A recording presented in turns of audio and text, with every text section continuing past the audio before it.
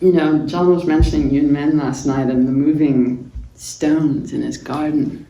Its rocks kind of come to our aid a lot. I'm a big fan myself. And there's a kind of funny koan from Yun Men that he stumbles upon a student and he says, "What are you doing?" And the student says, "Oh, I was talking to a rock." And Yun Men says, "Well, did the rock answer?"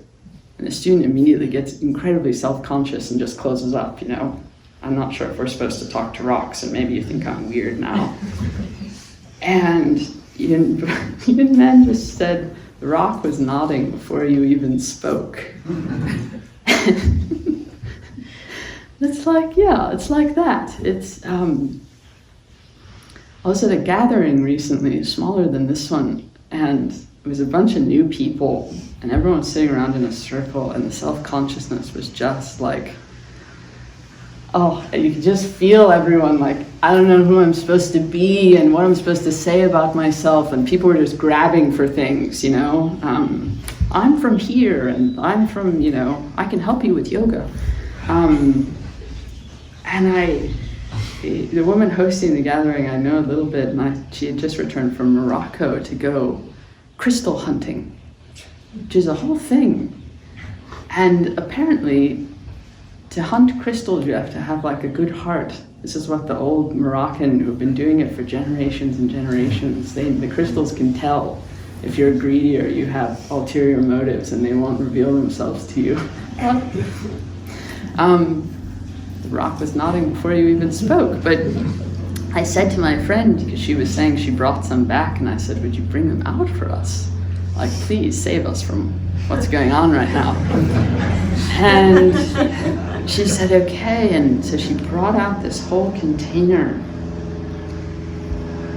and they were all carefully wrapped, and she started opening them one by one and passing them around, and everything just went dead silent. And people are just enchanted by these. I mean, these are creatures, these are people, these are not, these were beings. And the interesting thing, which I did not know about crystals, is any rock can turn into a crystal with the right conditions, which seemed promising for us in enlightenment.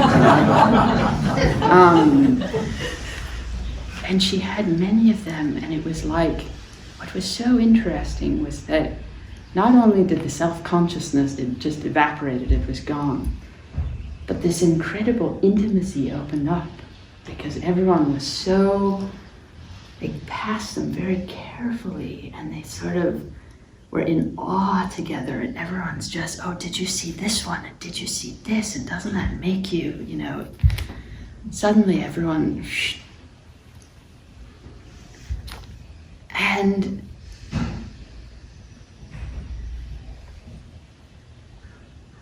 I think it's kind of like that. If we're not so worried about all this, we can actually connect so much easier.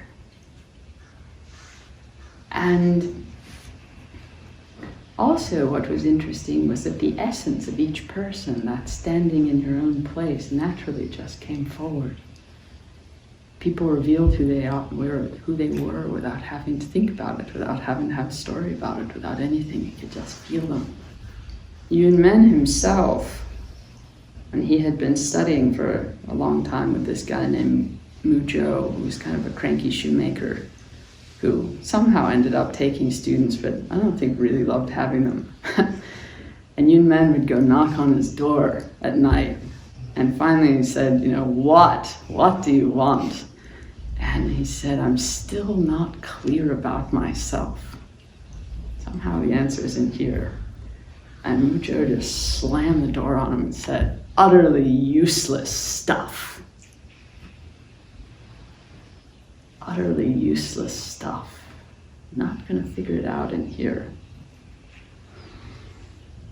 And somehow that way of just being with the world, whether it's rocks or anything else, kind of stayed with Yun Men.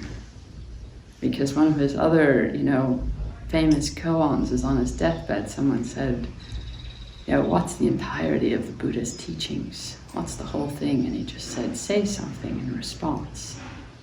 It's you, it's right here, it's right now. There's nothing else.